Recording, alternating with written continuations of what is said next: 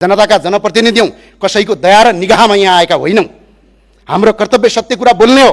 कसैले कसैलाई कति समर्थन गर्छ, कसको पक्षमा कति सांसद छन्, कसको सरकार छ, कसको जनमत छ, कसले कति साइबर बुलिङ गर्न सक्छ, त्यो विषयवस्तु हामीलाई कुनै महत्त्व छैन। हिजो उनीहरूका विरुद्धमा बोल्दा कार्यकर्ताले सडकमा आक्रमण गर्थे, आज तपाईहरुका विरुद्ध बोल्दा तपाईहरुका कार्यकर्ता सामाजिक सञ्जालमा संगठित रूपमा चरित्र हत्या गर्छन्। फरक यति मात्र हो, आक्रमण हिजो सडकमा हुन्थ्यो, आज डिजिटल माध्यमबाट। हिजो आक्रमण भौतिक रूपमा हुन्थ्यो, आज मानसिक रूपमा। हिजो पनि राज्य शक्तिको प्रयोग गरेर असहमतिको आवाज उठाउनेलाई दबाउने प्रयास गरिन्थ्यो, आज पनि गरिँदैछ। हिजो पनि आलोचकलाई शत्रु ठानिन्थ्यो, आज आलोचनालाई विकास विरोधी ठानिन्छ।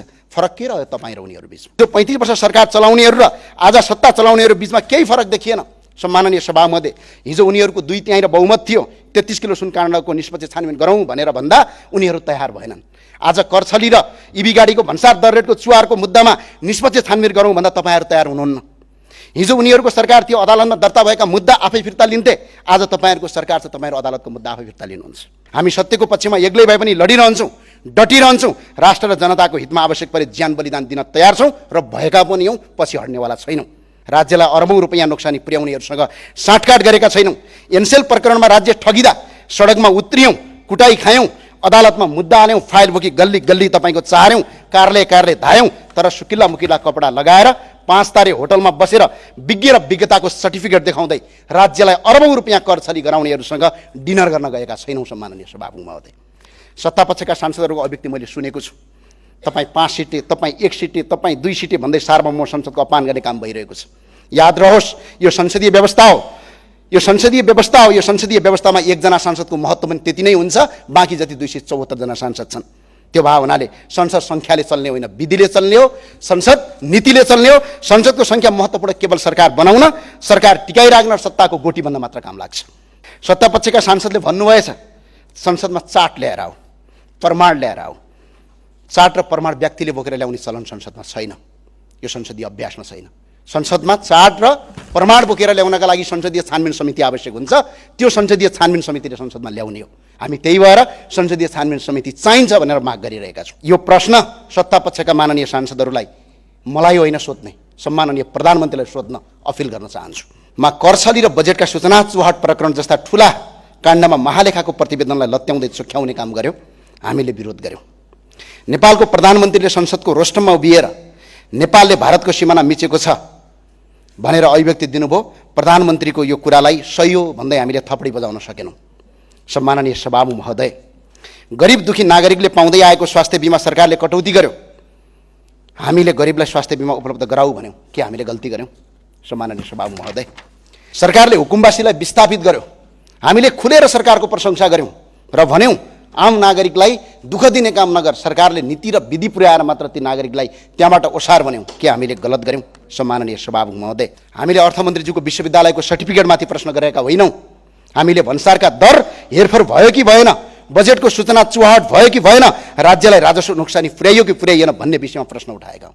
हिजो राज्य सत्ताका विरुद्धमा बोलेकै भरमा कुटाई खायौँ, आक्रमण भोग्यौँ, हिरासत बस्यौँ र जनताको बीचमा गएर जनताको माया विश्वास र प्रेमका साथ यहाँसम्म आइपुग्यौँ।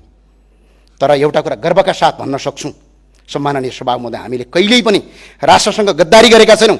राष्ट्रको उच्च तहमा बसेर राष्ट्रहित विपरीत एमसिसी जस्ता राष्ट्रघाती सम्झौताको मस्यौदा तयार गरेका छैनौँ हामीले।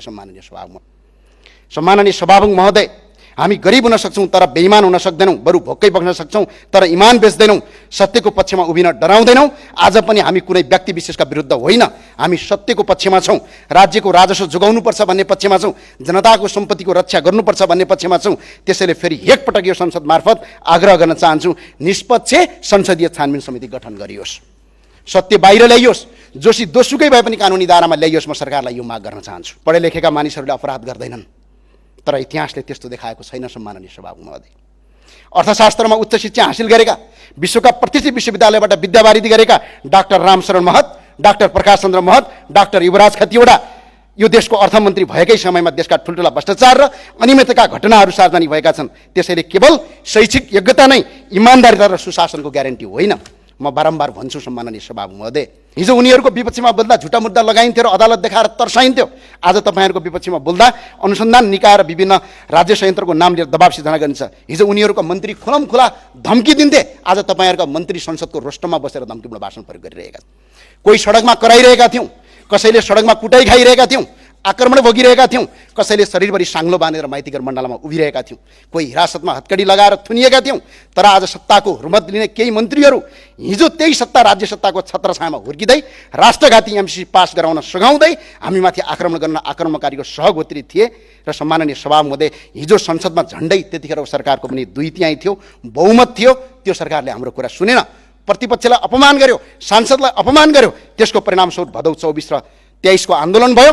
त्यो सरकारको संसदको बहुमत केही काम लागेन, हेलिकप्टर चढेर भाग्नुपर्ने दिन आयो। सम्माननीय सभामुख महोदय, 35 वर्षदेखि तिनीहरूले लुटेकै कारणले गर्दा अहिले जनताले जनमत परिवर्तन गरेका हुन्, फेरि लुट भनेर जनताले जनमत दिएका होइनन्। यो कुरा हेक्का रहोस्। सम्माननीय सभामुख महोदय, तपाईहरू टेलिभिजनभित्र चिल्ला स्टुडियोभित्र बसेर एसी रुमभित्र बसेर आफ्ना विचार राख्नुहुन्थ्यो होला, हामी सडकमा उभिएर आफ्नो आवाज उठाउँथ्यौँ।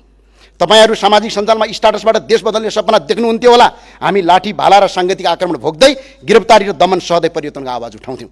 तर हाम्रो आवाज एउटै थियो, सुशासन सुशासन, भ्रष्टाचार मुक्त नेपाल। सम्माननीय सभामुख महोदय,